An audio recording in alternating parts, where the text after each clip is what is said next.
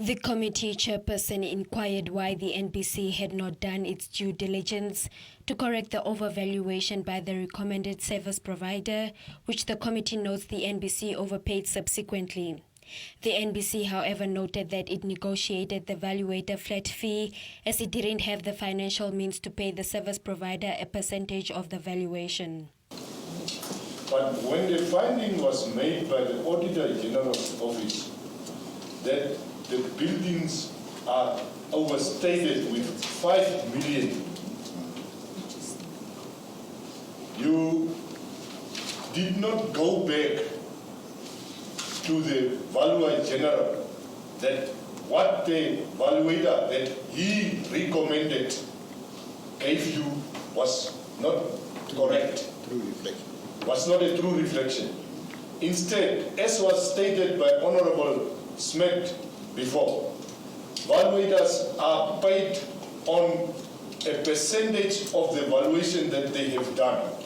Now, if they overvaluate, then it implies that you have overpaid him because of his fraudulent overvaluation.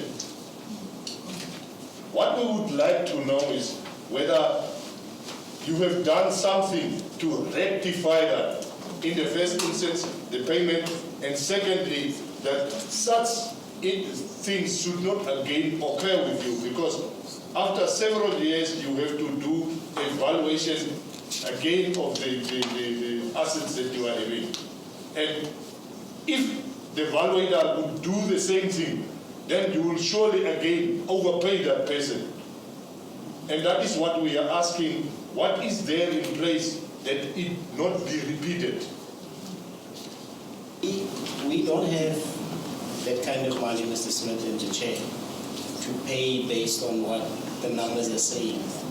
Exactly because of the position that we are finding ourselves in, we negotiate a flat fee that fits our problem. So payment to that effect would not necessarily be linked to what is the value of property that has been done. And that was part of us. It's either you take it or you leave it, because back again, we would have to manage this payment within the means of what we're having. I think the Chair was asking earlier on, would you just spend it, Mr. Smith, as well, because you think you have money? Absolutely not in this case, because it would be a matter of us to see what we can expend, and then on the basis of that only then say, if you are willing to do it for this amount, then you can get the job. Otherwise, if not, then we'll get to the next candidate, because that would have proven to be too expensive for an entity like ours. But I also take note of what the Chairman is saying, is that going into the future, what are we doing, or what have we done in order to make sure that these type of things don't recur again, because they naturally will have an impact on any form of order that is coming through. The first one for us was to correct the numbers based on the findings of what the audit opinion said in terms of the understated amount, so that it can be in line with what the reality. Overstated. Overstated. Sorry, just in terms of what the amounts would be, and yes, that we have done from our end.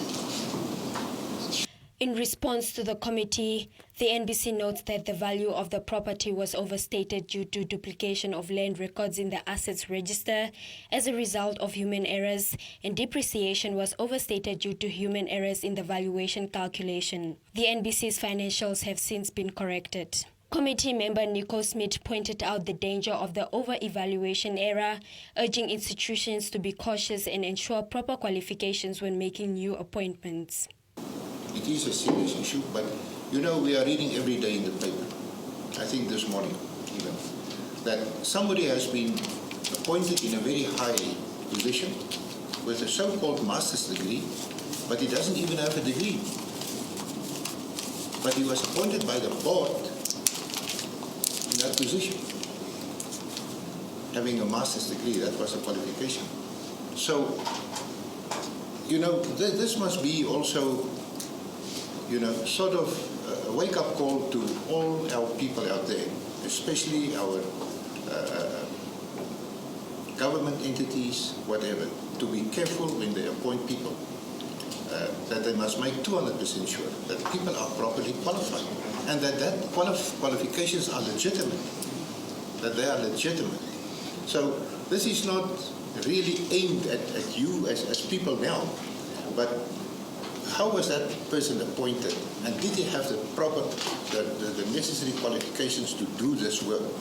Because me, myself, I was also in properties for many years. I'm still halfway. And I know, in what big trouble you can land if the valuator comes with the wrong valuation.